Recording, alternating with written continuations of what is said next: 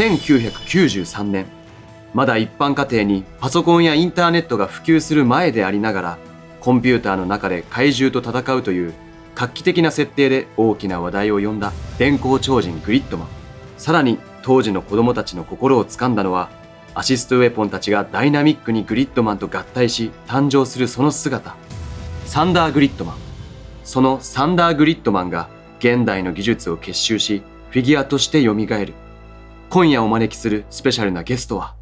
皆さんこんにちは。電光超人グリッドマンで小直人を演じさせていただきました帯正也です。今日はよろしくお願いします。帯さん、ようこそお越しいただきました。今日はですね、こちらにあるサンダーグリッドマンが新しく登場しますので、こちらを紹介するのと、せっかく帯さんにお越しいただきましたので、撮影当時の思い出話なんかもお聞かせいただければと思います。はい、よろしくお願いします。よろしくお願いします。バンダイマニアということでフィギュア見ていきたいんですけれども、過去に発売されたグリッドマンもね、置かせていただきました、SH フィギュアと真骨頂製法グリッドマンですね。かっこいいですね、こっちも。はい、こちらもかっこいいですよね。早速お聞きしたいことがちょっと山ほどあるんですけれども、まず一つ、電光超人グリッドマンの主演が決まった時ってどういったお気持ちでしたか？これがね、結構いろんなところでもお話しする機会多いんですけど、1993年当時って、俗に言うその特撮氷河期と呼ばれる時代で、僕実は特撮というものをそもそもあんまりよく分かってない状態で、まずオーディションから始まったんですよね。オーディション。特に中学生なんで、その主演っていう言葉にまずときめくし、当然やったこともないので、で蓋を開けると、なるほど、ウルトラマンみたいなものね。始まりではぼやっとしてて、ぼやっとした始まりだったんですよね。主演決まったぞってなって、でそれから慌ててウルトラマンを履修したぐらいです。台本とか始めいただいた時に、作品どんな印象でした？お話を見てみて。台本読んでる限り、やっぱりこう主人公っていう、僕が変身して戦うっていう自覚がすごくあって、頑張らなきゃって思うんだけど、僕変身したら出番ないんですよね。だから実際はそうですね。前半だけの出番で、後半はもう一平というかにね、こう頑張ってもらう。僕はそのスタジオで頑張る一平というかを応援するっていう役割をずっとやったので、でも3人の関係性もすごくいいですよね。もうすごい楽しく撮影させてもらいました。撮影当時のなんか思い出とかありました？思い出話というか。撮影当時が中2から中3にかけて撮影をしたんですけど、平日は学校も行ってるし、そうですよね。土曜日は午前中だけで、午後からみっちり撮影で、日曜日なんか朝始発から日が暮れるまでずっと撮影をしていたので、ものすごい忙しい中学時代を過ごして。そうですね。中学2年3年はほとんど休みなく撮影をし、ただ一つ嬉しかったのが、ちょうど僕と一平君の中3の修学旅行の日が全く同じ日だったんですよ。全くですか？全く一緒。でも僕らはもう修学旅行なんて行けないもんだって撮影がありますもんね。そう諦めてたんだけど、ここはさすがにね、撮影部の皆さんが中学3年生の多感な時期に修学旅行を奪うのはかわいそうだっていうんで、その日だけ撮休にしてくれて、僕ら無事に修学旅行に行けたんですよね。どちらに？その時はね、京都奈良に行ったんですけど、でしかもまたここは面白い話で、行った先で一平ちゃんに会うんですよね。学校違うんですよ。僕らも本当そんなことあるって思いながら、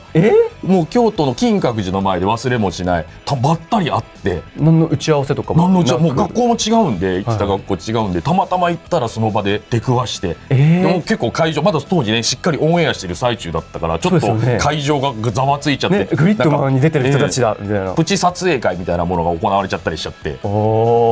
そんな楽しい修学旅行を行かせてもらいましたね。そこに立ち会えた人めっちゃラッキーですよね。すごい面白い。やっぱなんか巡り合わせというか、なんか運命というかを感じますよね。帯さんありがとうございます。帯さんの貴重な話も聞けたというところで、続いてフィギュアの方をじっくりと見ていきたいと思います。はい、こちらが SH フィギュアーズ真骨頂製法サンダーグリッドマンです。第13話のジェネレドン戦で初登場したサンダーグリッドマンですけれども、このサンダーグリッドマンについての何か思い出などありますか？そうですね。僕これ実は初めて見たのがオンエアなんですよ。そうなんですか？この頃の撮影って、この僕らのロケ班部隊と特撮班って2班体制で撮ってたんですよね。だから僕らが実は特撮を見ることってほとんどなくて。そうなんですか？当時の東宝ビルトっていうスタジオで撮ってたスタジオの、このコンピューターワールドのセットのすぐ横にジャンク部屋のセットがあったんですよね。だからその特撮がやってない日にジャンク部屋を撮るっていう。でその日は特撮がお休みの日っていう感じだったんだけど、結構撮影が押してて、午前中は特撮を撮りつつ午後はジャンク部屋撮るよみたいな時に、僕らが早く入ってる時だけちょこっと見れるっていう。なるほど。でサンダーに関しては結構そのオンエアからしばらく経ってから初めて見たんですよね。スタジオで見て、まず第一印象としてはこりゃでかい。あとちょうどこのね脱着してる時に僕たまたま見てて、驚いたのがそれ用のスーツを作ってるんじゃなくてちゃんとグリッドマンの上にかぶせて作ってたんですよね。この作りそう素晴らしいなと思って感動しました。これもねフィギュアの方もちゃんと中からグリッドマンがうっすら顔を出してるのがすごい素敵な作りだなと思って、撮影当時も僕も本当その少しだけ見てたし、しかももうやっぱり30年も前の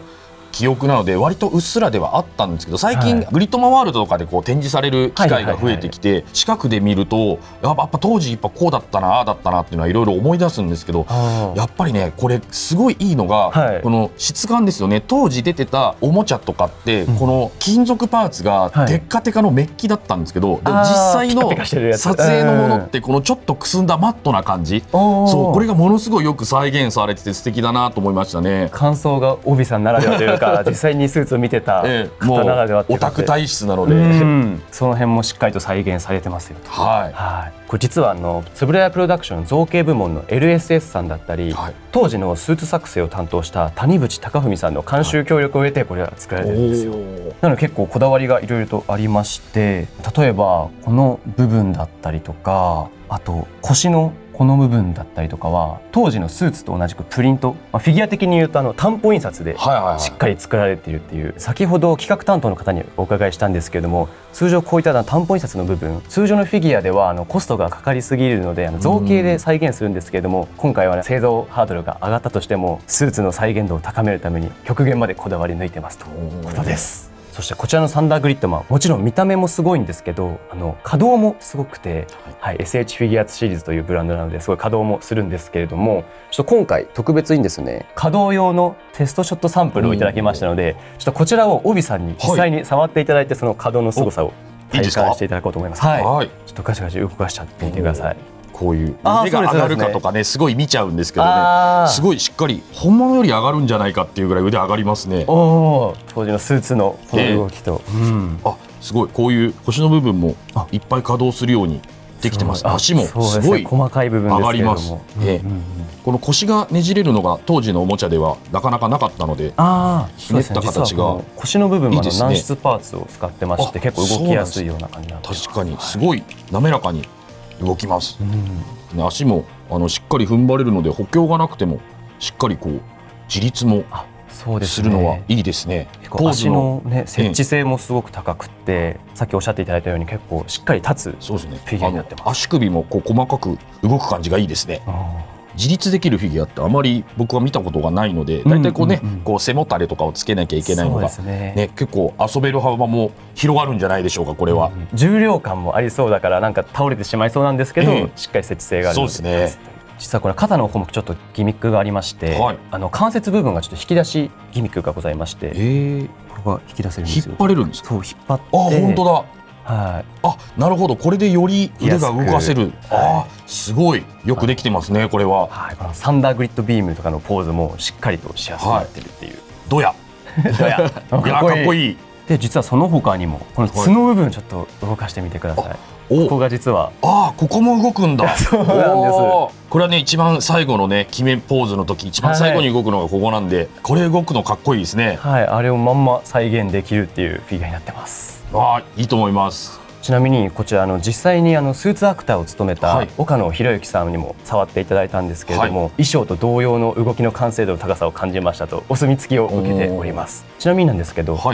帯さんから見て当時の岡野さんのアクションの動きとかってどういう風に映ってましたか。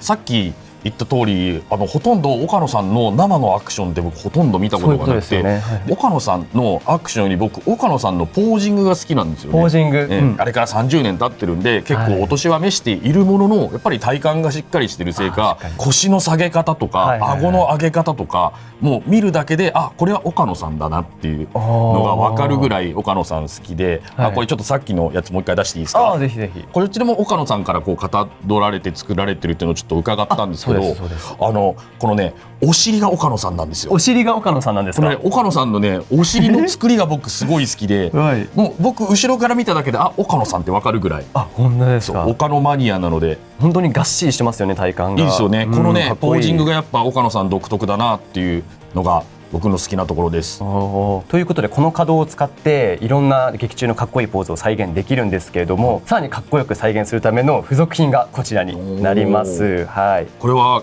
サンダーグリッドビームかな。はい、サンダーグリッドビームのエフェクトパーツ、そしてこちらがドリルブレイクを再現するための支柱パーツになります。はい、せっかくなので帯さんこれ使ってかっこいいポージング決めてみますか。お、いいですか。はい、ぜひお願いします。はい、できました。こんな感じでどうでしょう。いや、めちゃめちゃかっこいいじゃないですか、帯さん。エフェクトパーツ長くてかっこいいですねこれ。はい、いやすごいですよ。皆さん見てますか。直人がサンダーグリッドマン触ってポージングしてますよ。おー、かっここいい。んな贅沢なことないですよ。これはね、はい当時のサンダーグリッドビームのシーンって、はいこうものすごい重くて肩がね上がらなかったんですよね。まっすぐ打ってるように見えるけど、はい体を反らせて下の方から取ってまっすぐ打ってるように見せてたんですよね。そうなんですか。こういうことですか。だから実物よりもねこれ腕が上がってあ、実はちゃんと綺麗な姿勢でねビームが出てるのがかっこいいですね。ね、めっちゃ平行に上がってますもんね。だから腕が。サンダーグリッドビームは全身見せないんですよ。バストアップしか見せてなかったんですよ。それからちょっとバレちゃうが。あ、なるほこどれ。ちゃんと全身の姿が見れるっていうのは多分ねこれだけじゃないかなと思いますよ。あ、これまた面白い裏話ですね。そして帯さん、実ははい。他の遊びざまといたしまして、はいこちらの SH フィギュアーツ真骨頂製法グリッドマンに付属する、バリアシールドとプラズマブレード、はい。こちらもサンダーグリッドマンに持たせることができるんですよ。おお、なるほど。これはね